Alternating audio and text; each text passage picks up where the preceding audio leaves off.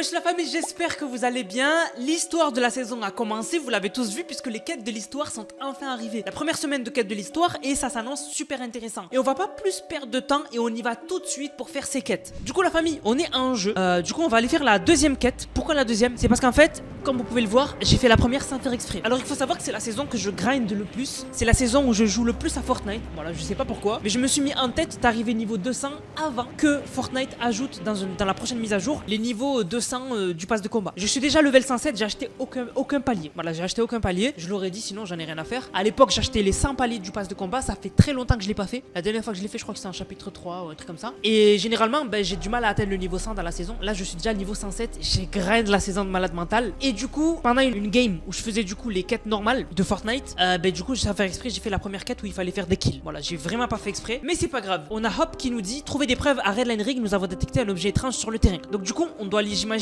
voir la boîte de Pandore. Donc on va y aller tout de suite et on va voir un peu l'histoire de cette saison et comment ça commence. La boîte de Pandore du coup qui est éteinte, on en a déjà parlé. Ah mais attends, il y a quelque chose. Il y a quelque chose. C'est quoi? C'est quoi? Ramasser la pièce d'armure? Ah salut, justement je te cherchais. Et oh, attends, c'est quoi ça? Je crois que ça appartenait à Fatalis. Un prototype? Un présage. Eh oui, on peut dire un prototype. Tu devrais l'examiner de plus près, Hope. Pourquoi moi? Oh, ça fait partie des prérogatives quand il est sujet d'une prophétie obscure. Et je sais de quoi je parle. Donc du coup là maintenant on doit rapporter le truc à Hop. Je vais lui ramener, écoute. Je vais lui ramener. On va aller voir Hop et on va lui rapporter le casque. Et oui, c'est Hop qui doit s'occuper de tout parce que c'est elle qui est dans la prophétie de l'oracle qui disait que c'était Hop qui aurait un lien avec Fatalis, etc. Et c'est elle qui va un peu avoir le rôle principal maintenant et ce sera plus trop Jonesy. Donc ça fait cool, moi j'aime bien. Franchement, j'aime bien le fait qu'on change un peu de personnages principaux. C'était tout le temps Jonesy qui était au cœur de l'histoire et là maintenant ça change, donc c'est cool. Par contre, je sais pas pour vous, mais je trouve que cette saison, ce qui est un peu dommage, c'est qu'il n'y a plus la nitro. La nitro, ça nous avait trop habitués à être tout le temps rapide, courir longtemps, etc. Et là, cette saison, le fait qu'il n'y ait pas de nitro, je le ressens trop. Mais vraiment, je le ressens trop, c'est abusé. Vraiment, la nitro, elle me manque trop. C'est juste abusé. Vraiment, il n'y a que les cercles là. Il n'y a plus la nitro, vraiment, c'est trop bizarre. Vraiment, t'as l'impression que t'es tout le temps lent en fait. Du coup, on arrive chez Hop. On va voir un peu qu'est-ce qu'elle va nous dire en analysant le casque qu'on a récupéré à côté de la boîte de Pandore de Fatalis. Donc, on remet le casque. Ce n'était que des rumeurs et du jour au lendemain, tout a été chamboulé. Je ne suis pas sûr d'être prête pour ce qui va suivre. Désormais, Fatalis prépare quelque chose qui risque de nous tous nous détruire. Notre destin est de l'arrêter, mais de quelle manière, je ne sais pas. Bon, là pour l'instant, on est en début de saison, donc ils n'ont pas de plan. Mais ils mettront sûrement un plan à exécution. Et donc là, du coup, on doit... donc Jones, il nous dit, Fatalis voulait qu'on trouve ce casque. Peut-être qu'il l'a laissé autre chose dans les environs. Et donc du coup, on doit éliminer des adversaires à plus de 30 mètres de distance. Donc ça va être assez rapide. Il suffit de trouver des adversaires, s'éloigner un peu. Donc là, ils sont à plus de 30 mètres large. Donc ça fait un. Il n'y en avait pas un deuxième? Si. Ça fait 2.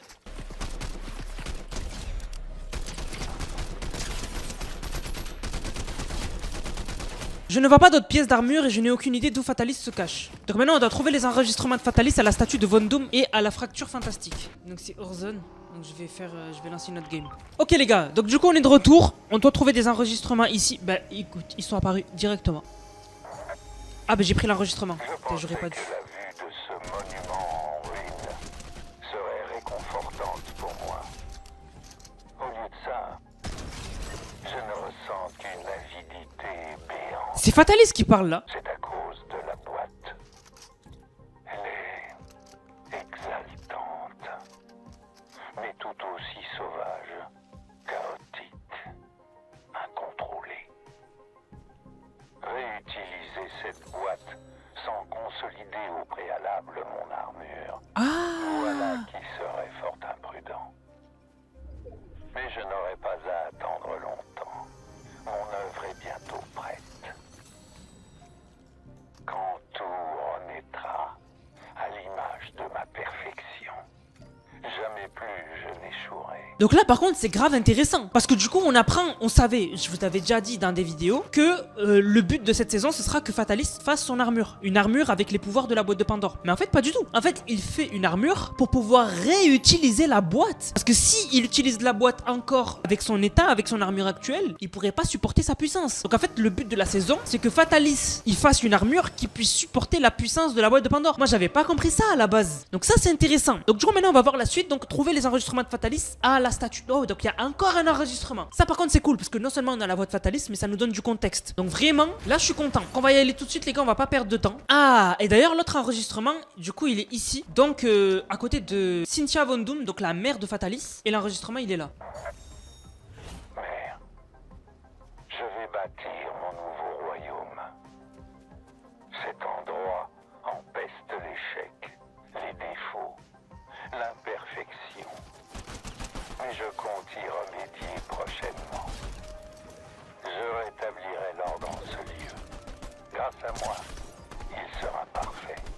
Que ce soit par la douceur ou par la plus brutale des soumissions. Ouais donc on voit que Fatalis il est déterminé et il veut vraiment l'île pour lui et la façonner à son image et il est en quête de perfection. Voilà donc c'est Docteur Doom quoi, c'est vraiment un antagoniste de Marvel quoi. Et nous on va tout faire pour l'en empêcher. Bon un peu comme d'hab on a habitué aux saisons de Fortnite où il y a un grand ennemi, il veut l'île pour lui, il a toute la saison pour se préparer et à la fin on gagne. Ou on perd, il détruit l'île et on passe à un nouveau chapitre. C'est pas du nouveau quoi, on a l'habitude de ce genre de situation. Donc maintenant il contrôle son armée grâce à des puces de contrôle, il faut en analyser une. Donc du coup on doit tirer dans la tête d'un des acolytes de Docteur Doom. Donc il y en a un peu partout, il y en a à Domstad, Raft et Château Fatalis. Il y en a même à des endroits non nommés qui sont en construction. D'ailleurs je sais pas ce qu'il y aura à ces endroits là. Si vous avez des idées n'hésitez pas dans les commentaires. Vous savez c'est les endroits où il y a les acolytes, il y en a 5, 6, 7 et où on peut trouver des coffres Stark et il y a des constructions. On en avait déjà parlé dans une vidéo mais je sais toujours pas ce qu'il va y avoir là-bas. Donc là on a un acolyte juste ici les gars, il faut les tirer dans la tête.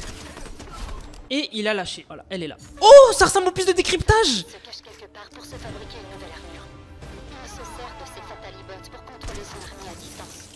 Bon, voyons les choses du bon côté. Au lieu de me demander comment faire pour vaincre Fatalis, on doit d'abord se demander comment l'atteindre. J'ai besoin de réfléchir.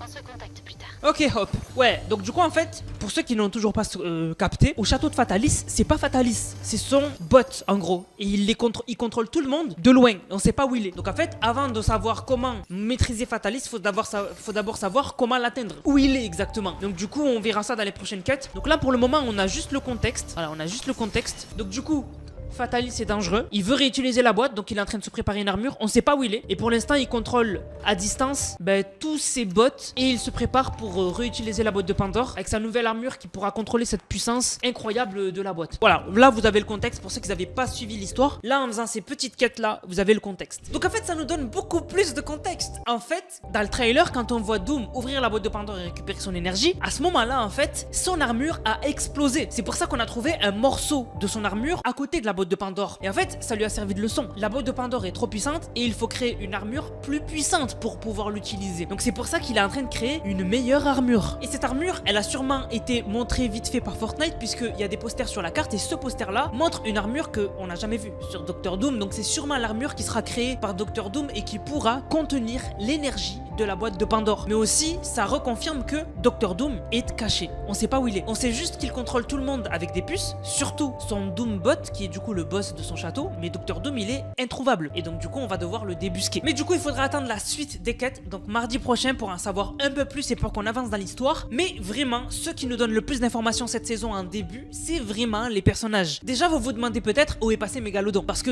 la saison dernière il était là et là il est plus là. Et bien le seul qui nous en parle c'est Mâchefer. Si vous allez voir Mâchefer, on peut lui poser des questions sur Docteur Doom et il commence par nous dire que Docteur Doom nous a débarrassé de Mégalodon. C'est le seul qui mentionne Mégalodon et en gros en anglais c'est plus cru et en gros il dit qu'il s'est vraiment occupé de Mégalodon. Donc Mégalodon est normalement démonté et du coup Doom s'est débarrassé de lui. Voilà, donc Mégalodon, pour ceux qui se posaient des questions, a juste été dégommé par le Docteur Doom. Mais celle qui nous donne le plus d'infos, c'est Nisha. Alors Nisha, vous vous a rappelé, c'était la boss de Fencing Field en chapitre 5 saison 1 et elle faisait partie de l'ordre, les méchants, rappelez-vous. rappelez-vous, l'ordre c'était les méchants, et nous, avec Hop, avec John Z, avec Banane, etc., on faisait partie des subversifs, les gentils. Et ben en fait, Nisha, elle a quitté l'ordre. C'est elle qui nous le dit. Si vous allez la voir, on peut lui poser des questions, et elle nous dit, ouais, j'ai rejoint la petite rébellion de Hop, mais pas par plaisir. Cela dit, elle a raison. L'ordre était bon avec ses membres, mais pas tant avec les autres. Bon, ils avaient quand même kidnappé Banane. Et puis, Fatalis à la tête du méchant qui pousse les gens à s'unir malgré leurs différends. Et elle finit par, je ne suis pas fondamentalement contre un monde plus juste et plus pacifique. Mais du coup, si Nisha elle a rejoint le groupe de Hop, ben en fait ils sont devenus quoi les autres? Oscar, Montaigu. Eh ben il y a deux dialogues, il y a Oscar et Montaigu. Valeria, aucune trace. Donc si on va voir Nisha avec Montaigu, elle lui dit que en gros, elle a rejoint les subversifs et que ben, quand tu perds contre un groupe, le mieux c'est de le rejoindre. Voilà. Et si on va la voir avec Oscar, elle lui dit que il a l'air plus libre depuis qu'il est indépendant. Parce que Oscar du coup, lui il a quitté l'ordre mais il a pas rejoint les subversifs, il est juste tout seul. Mais maintenant, on va parler des médaillons de la saison 1. Alors vous me dites Anas, pourquoi on va parler des médaillons? Eh ben en fait, rappelez-vous, les médaillons ils nous donnaient des pouvoirs en saison 1 chapitre 5. C'était d'ailleurs l'introduction des médaillons, c'était la première fois qu'on avait des médaillons. Et du coup, vous vous êtes jamais demandé pourquoi ils nous donnaient des pouvoirs? C'est-à-dire, pourquoi? Est-ce qu'il y a une raison? Eh ben ouais, il y a une raison. Mais avant de vous la donner, on remercie Anthony Voss qui a régalé avec le code Anas et maintenant on continue. Donc oui, il y avait une raison. En fait, c'est Artemis qui nous l'apprend. En fait, si vous allez voir Artemis et vous lui posez des questions sur Hop et Valeria, elle va vous dire ce n'est pas à moi de raconter l'histoire de leur ascendance. Naturellement, chaque famille de l'ordre avait des liens avec le Panthéon. Dilué depuis des lustres, aussi fragile qu'une toile, absurde en fin de compte. Pour reprendre Lila Fatalis, Hop aura besoin de bien plus qu'une lignée ancestrale. Mais en fait, qu'est-ce que ça veut dire? En gros, elle nous apprend qu'en fait, tous les membres de l'ordre, donc Valeria, Nisha,